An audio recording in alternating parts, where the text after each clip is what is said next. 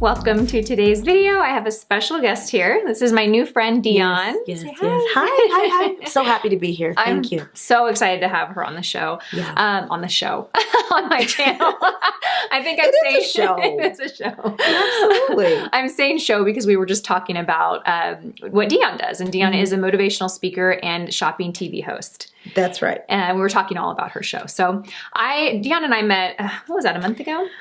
Oh, it was more than a month, I think. I can't keep track of time. Yeah, maybe 6 weeks. Okay. So we met at the Miss Austin pageant, the Miss Austin Texas Teen and Miss Austin pageant. She was also on the judges panel as I was. And I just felt like this connection to you.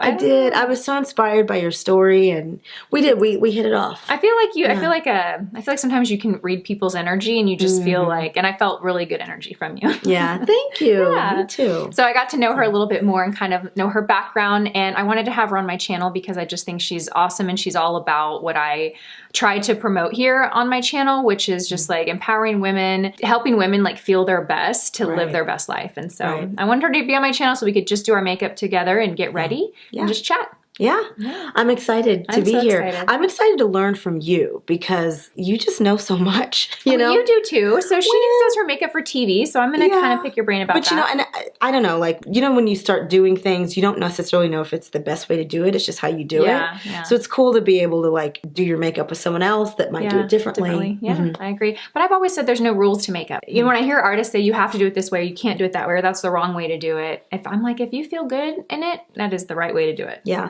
Amen. That's right. All right. So what do you have on your skin? So right now, gosh, let's see So I have a really bad habit of not washing my face in the mornings. I don't do it all the time either. Okay. No. Like at night, like that's non-negotiable, but I feel like in the daytime, and then when my face like is a little bit not perfectly clean, like makeup just stays on better. I don't know if that's gross. No, it's not. I splash water on my face, but I don't always use face wash in the morning. I don't either. Yeah. But I did moisturize and everything. I'm just going to start with a little bit of primer. I'm using the Smashbox Photo Finish Minimize Pores Primer. Nice. You know, I don't really use primer actually. So I know things that you should do probably, and then there's. Does your makeup stand well though? Do you feel like you need? So the only thing that I use is a what is this called? A paint pot, the MAC paint pot. Yeah. So what is that? So it's like a primer for your eyeshadow. Primer. Thank you. Yeah. So eyeshadow primer. Other than that, I don't really use anything. Don't know that that's... But your foundation doesn't get shiny or break up throughout the day? So I use this pressed powder. So after I do my foundation, and I always do my foundation last. When do you do your foundation? I usually do it first. Yeah. Okay. But that's not wrong. I mean, when I do people's makeup, sometimes I do their eyes first. I think if you wear a lot of eye makeup, it's great to do your eyes or dark shadows. Or if you feel like you get a lot of mess, like you apply your shadow and it falls on your face, then definitely do your foundation last because then you can just wipe it away. Yeah. I like very little coverage. I don't know. I don't like to feel heavy at all. So. Well, you've got good skin. You don't need a lot of coverage. Thank you. I've got these lashes on. Oh, and they are beautiful. I walked in and she was like, whoa. That was the first thing she said, which made me feel good because honestly, I feel like they're a little too long. I want them to be shorter. I like them more full, but shorter. So see, I don't know if there's such things. So I'm actually going to put on this primer first. That's where I begin. And that's what I do. I love those. Those are good. And I like because you can wear them by themselves. You don't have to put on shadow on top of it. Right. So Dion was telling me about the network that she works for. It's like it's a shopping network. Yes. Tell us about that. So I work for a channel called Shop LC, and you can find us at shoplc.com. Our business model is a little bit different than the other shopping networks because we primarily sell jewelry. Other shopping networks do that, but we are one of the biggest manufacturing companies in the world. It's based in India, and the business model, our chairman wanted a way to actually go directly to customers. And so that's where this idea of a shopping channel was born. We started in the UK, and we're still there now. That channel's called TJC, or The Jewelry Channel. And then in the US, we're now Shop LC, and we sell now jewelry, of course, but we also sell other things. That's so cool. So it's cool because our prices are a lot better than everyone else because, again, our business model is different. We go directly to manufacturers and get things. So that's how. So all your jewelry's from there? Or most of it? Yeah, actually. No. QVC. That's okay. No, we got a lot of people here that like QVC. Just one rings from QVC. This is Shop LC. It's funny because everywhere I go, so I sell jewelry. I love jewelry, but it's funny because I don't get to wear it. Yeah. And so I have a ton of it because I'm looking at it all the time. Yeah. But when I actually go to wear it, I always like wear way too much jewelry. I'm like, there's such a thing. I'm one of those. So gosh, I'm looking at this color now, and it's a little bit lighter for me. But that's cool. Because I'm gonna go in with some lighter shades. So you just primed your face, yeah? I did, and then I applied foundation. Okay. So I've been really obsessed with this foundation. It's the Dior Forever 24-hour high perfection skin caring foundation with sunscreen, long name. I really like it because it gives good coverage, but it doesn't look heavy, and it stays like natural matte. It doesn't get shiny. I get real shiny throughout the day. I get so shiny.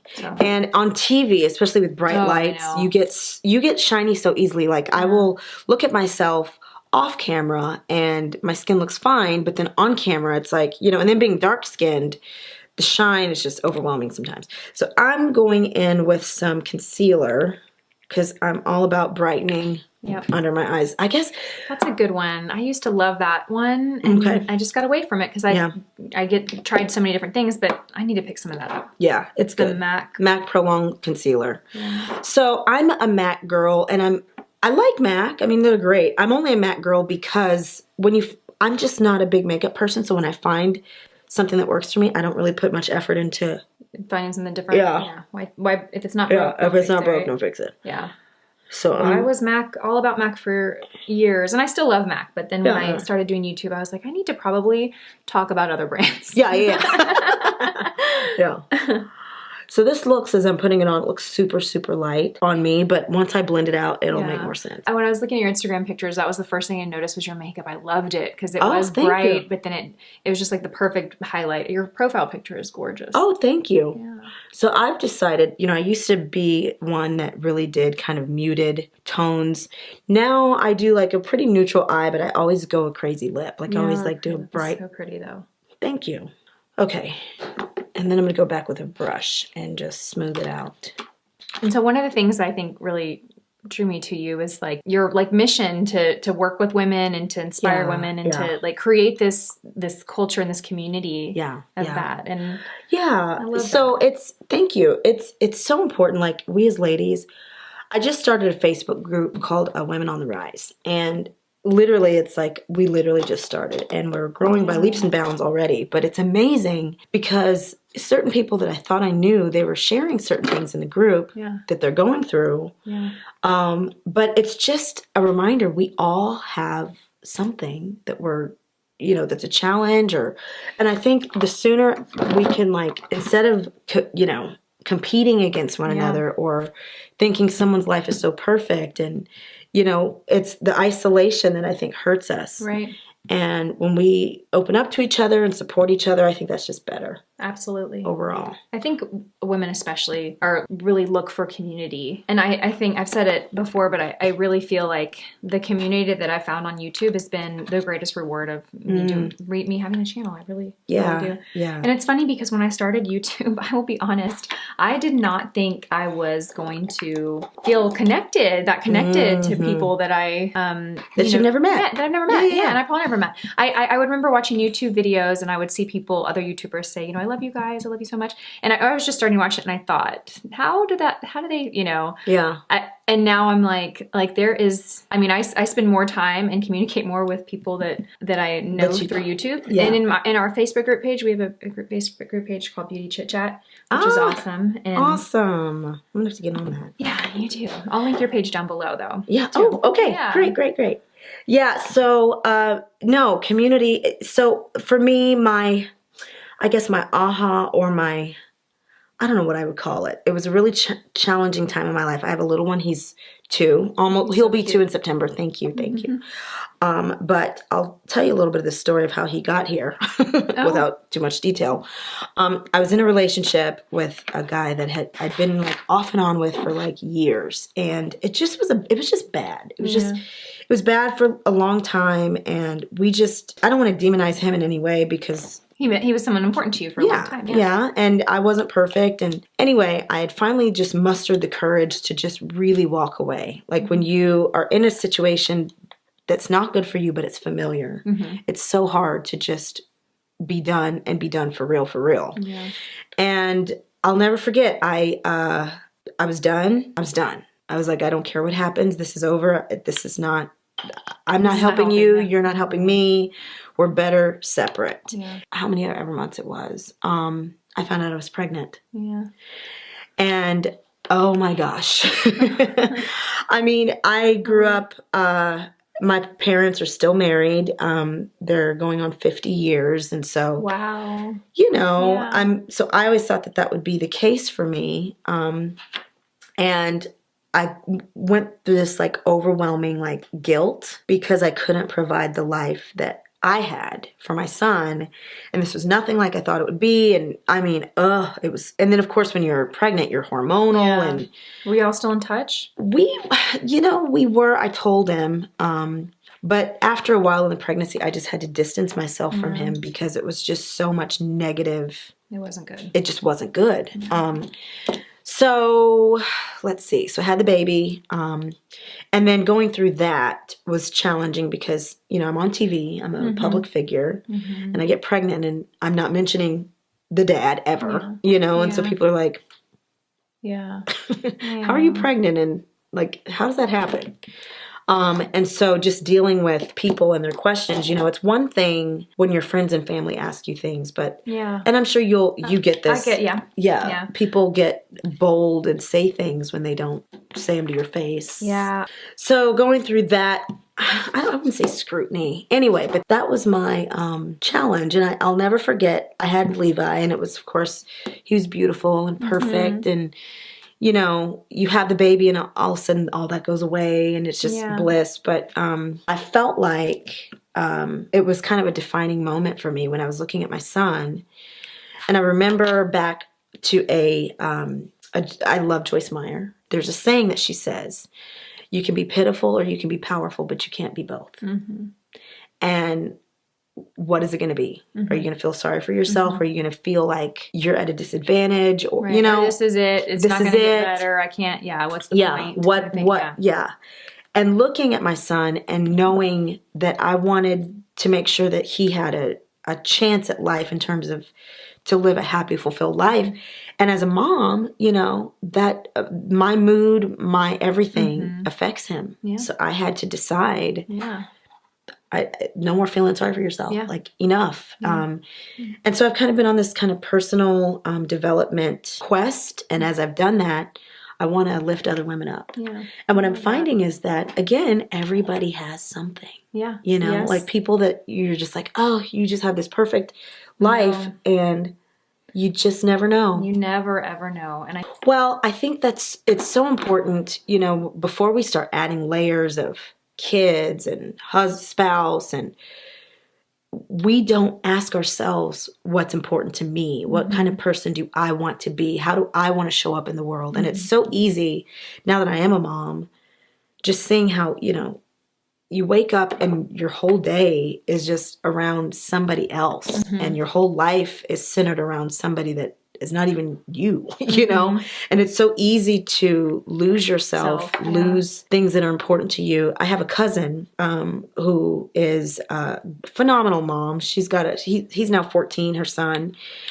But she was always all about him. And she said that she really lost herself. Neglected herself, And, you know, she had put on a lot of weight, affected her esteem, things like that. And so now she's finally given herself permission to take care of herself. I was listening to this podcast yesterday and it was so good. And it was this Mallory Irvin. I have to show you her page. She has a YouTube channel and a Instagram, and she's a blogger in Nashville.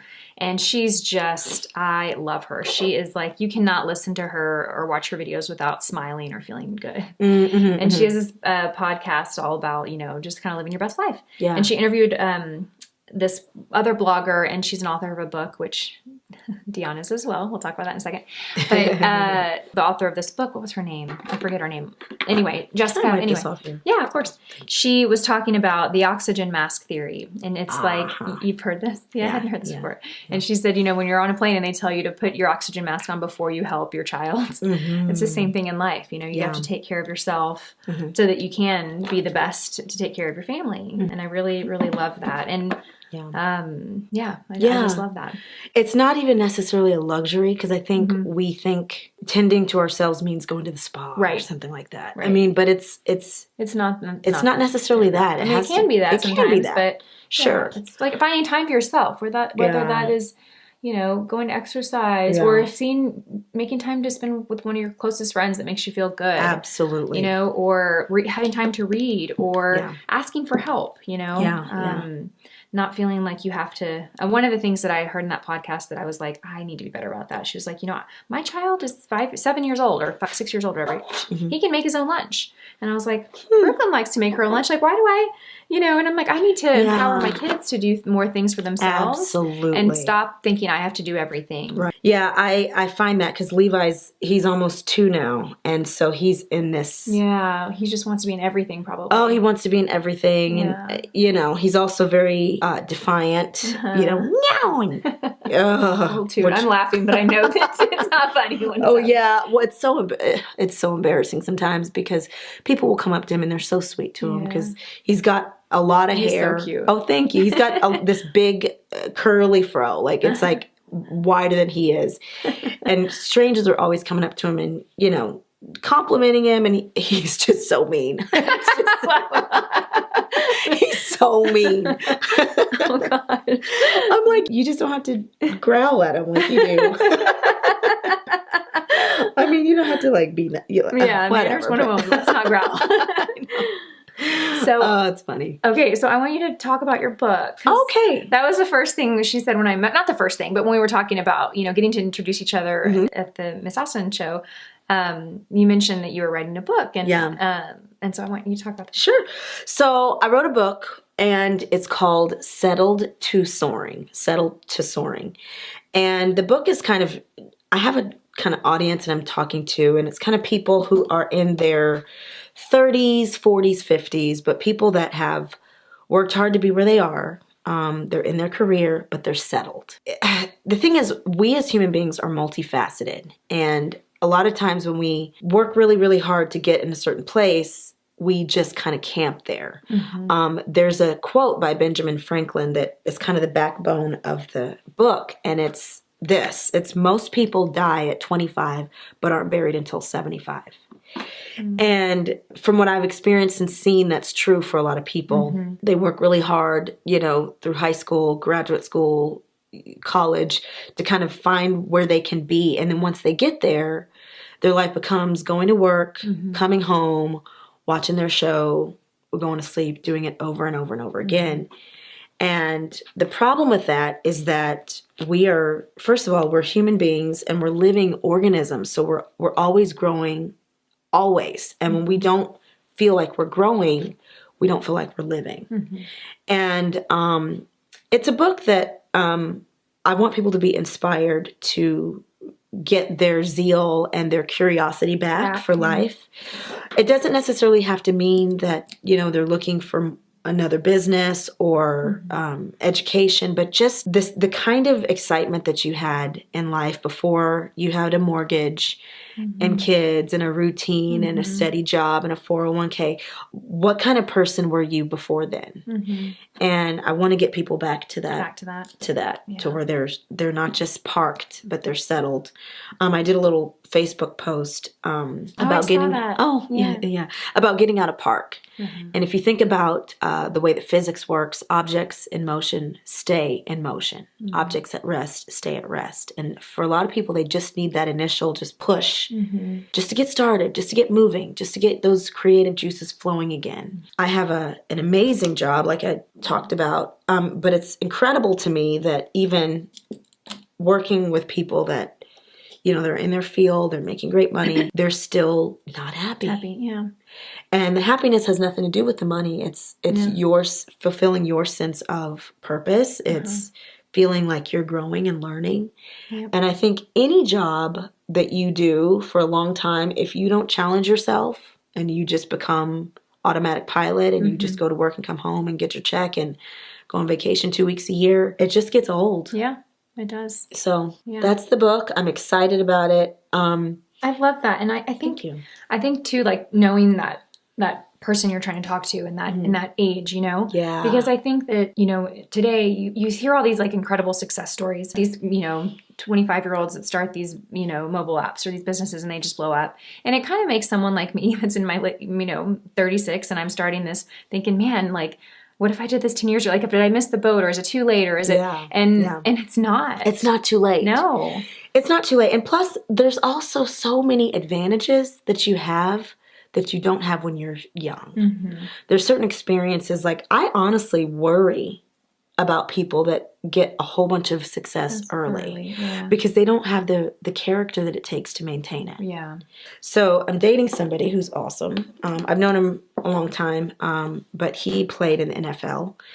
And it's interesting getting things from his perspective because, you know, athletes, they, especially, you know, he went to UT, he played sports at UT, and just having all that praise and all that, and then having to rebuild your life after you're no longer a football star. Right. Having your peak at 20 years old. Yeah. Yeah. Your peak is, I mean, literally he only played in the NFL for maybe or I guess 1 or 2 years. Yeah, that would have been. Yeah. But still, like so at 23, 24, you're quote retired and you have to now redefine what you do. And I mean, all your life you've been known for excelling in this one sport. So anyway, it's interesting to see that dynamic. Yeah. For, you know, again, people that experience a lot of success really early before they actually have the character to support it. So I feel like I was still discovering who I was until I was 29 years old.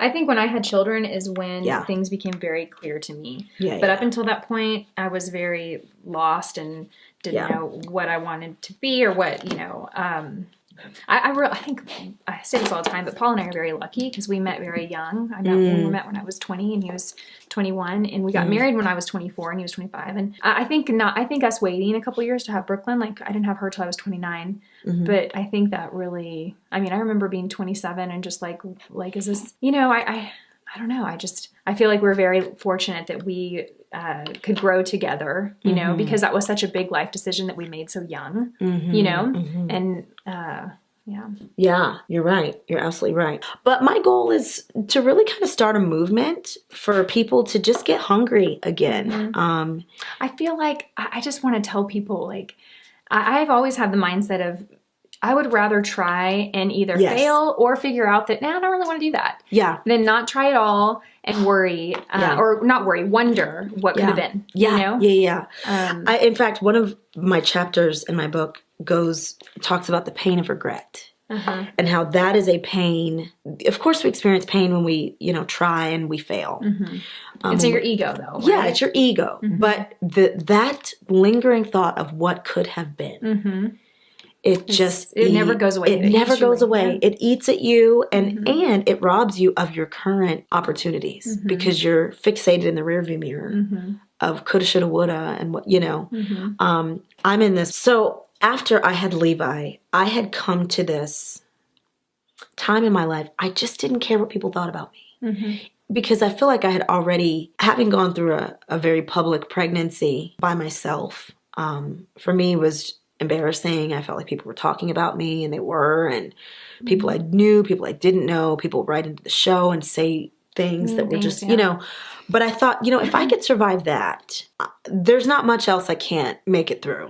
And that's, for me, that was the biggest liberator for me, because now I try things and I give myself permission to fail. Like, my book may be a flop. Like, I may sell 2 copies to Lisa and my mom. I say that, girl, we're getting ready to launch these brushes next week, and I'm like, it's okay. And I told Paul this too when we started talking about this, because we're funding this, all of our money, you know, it's our savings really. But before we decided to make this and do this, I said, you know, worst thing that could happen. And I want to say this too. I forget where I heard this. I did not make this up, but when you are scared to do something, or in whether it's something big or small, whether it's starting your own business or it's going to speak at, you know, your mom's meetup group in front of 10 people, you know, whatever. When you're asked to do something that makes you a little uncomfortable, ask yourself, okay, what's the best thing that can happen and what's the worst thing that can happen? And oftentimes the worst thing that can happen is not even that bad. It's not that bad. Right. And the best thing is, you know, well worth it. Yeah. And so when we're talking about this, I said, okay, well, the worst thing that can happen is it's a flop and we lose that investment of ours. But you know what? Nothing changes. We're still living our life. We're not, you know, we're still here. You know, and what's the best thing that can happen? I mean, I can't even imagine. And you know, I've told you about the kindness campaign and that being like the heart of our brand and giving back. And when I think about being able to make significant contributions to that, like that makes me really excited. So. Yeah. I think so many people. That's so pretty. Like, it's really loud. It's really now. I know, I know this is a controversial color. That's good. Some of you are like, oh God. I used to do the browns and which is cool, and I still sometimes wear browns. But honey, what is that? This is called Relentlessly Red. Relentlessly Red. It's a retro matte by MAC. Do they still make it? Yeah. It's a super matte color, super pigmented. So I'm dark skinned, obviously. And for me, I feel like that's one of the things that works in my favor is I can wear super bright, loud colors, and it's not as like, that's good. You know? It looks good. Thank you. It makes your teeth smile. Oh, thank you. Your lips look fantastic. It's pretty. This gloss. It's by Marc Jacobs. It's like this, got this blue, purpley. It's very rosy. Yes. It has this iridescence quality to it that it just changes. But your lips look hydrated. Oh, yeah. I know they look like wet with this gloss. Yeah. Well, your makeup looks beautiful. You look beautiful. This is so fun. Yay. I feel like we need to do this every week or something. I would love, hey, anytime you want me here, I'm here. Okay, well, thank you for being on my channel. Thank you so much. I'm going to link all of Dion's information in the description box below, so if you can follow her on Instagram, you can join her Facebook page if you are a woman on the rise, or if you're a woman that wants to be in the company of other amazing women. Thank you guys so much for watching. As always, I hope you guys have a fantastic day, and I will see you all in my next video. Bye. Bye-bye.